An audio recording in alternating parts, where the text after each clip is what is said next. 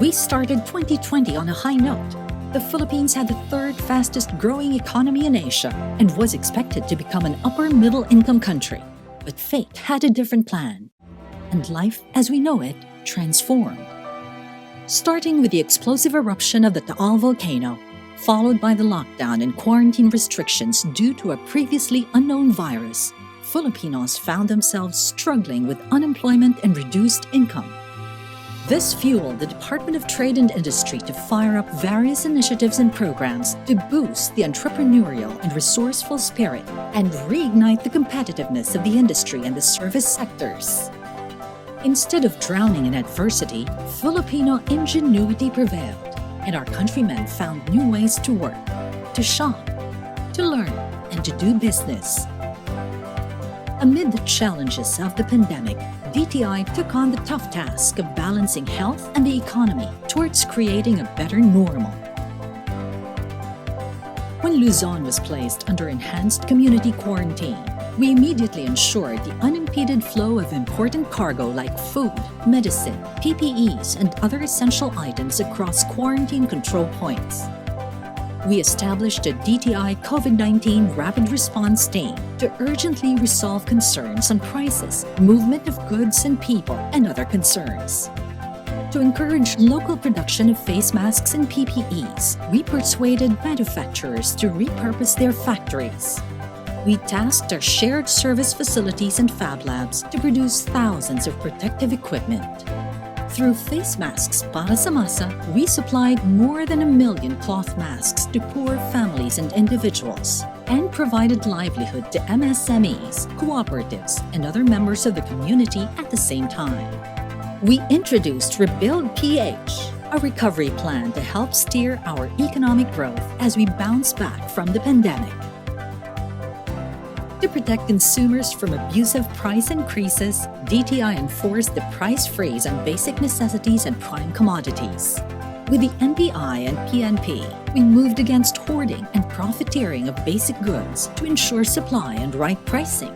We also monitored retailers' compliance with purchase limits of basic necessities and acted on over 6,000 complaints related to price freeze violations and subsequent suggested retail price of goods. We regularly monitored firms on their compliance with fair trade laws, such as Product Standards, Price Act, and Price Tag, among others. With over 11,000 consumer awareness and advocacy initiatives undertaken, we ensured that consumers are aware of their rights, especially during these trying times. We published the Philippine Standardization Strategy and discussed with stakeholders the issues and developments in standardization towards trade and industry growth, sustainable development, and consumer protection. As we slowly opened the economy, we ensured the safety of consumers by implementing minimum health protocols in establishments and monitoring their compliance.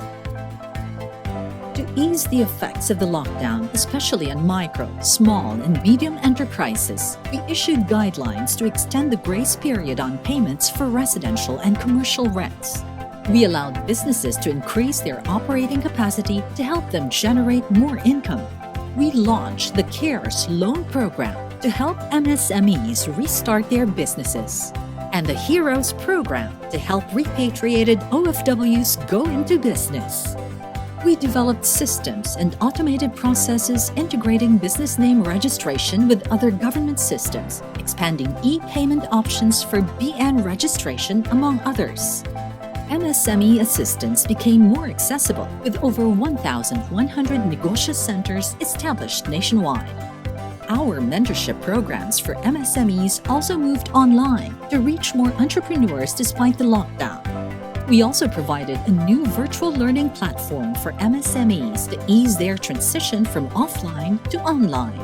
Thousands of entrepreneurs were trained across 6 online conferences and webinar series produced through the ControlBiz Reboot Now program. We helped young entrepreneurs build their entrepreneurial skills. We provided machines and equipment to MSMEs through the shared service facilities. We also provided livelihood opportunities to MSMEs in the countryside through the Negosyo Serbisyo sa Barangay and those affected by fire incidents and other calamities through the Pangkabuhayan sa Pagbangon at Ginhawa. We promoted Philippine-made products and homegrown brands through the Buy Local, Go Local national advocacy, and facilitated participation of Filipino MSMEs in online local and international trade fairs. We leveled up local products and services through extensive product development trainings and provided space for MSMEs to sell their products. We provided venues for local farmers, fruit growers, and cooperatives to sell their fresh produce and processed food products, and helped exporters navigate the new normal. New companies were onboarded in ripples, providing them with strategic interventions to enhance their export capacity and competitiveness.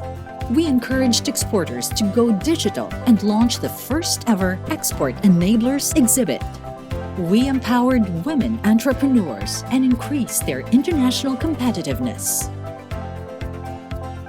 Despite the pandemic, we continuously secured investments that generated jobs for Filipinos.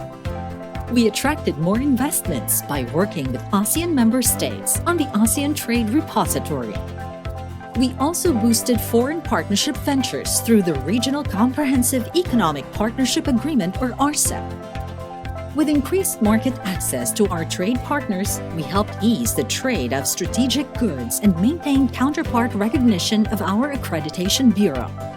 We also conducted several events to reach our stakeholders and discuss issues on the construction and manufacturing industry, as well as the innovation and entrepreneurship startup ecosystem in the country.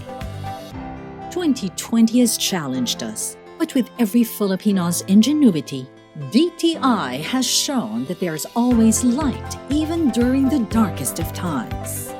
We will build back better. We will save and create jobs, strengthen demand, and unleash supply, which in turn will expand job opportunities. The journey is not yet over, and DTI hopes to always be the guiding light for trabajo, negosyo, at consumer in all the years to come. Together, we will recover as one.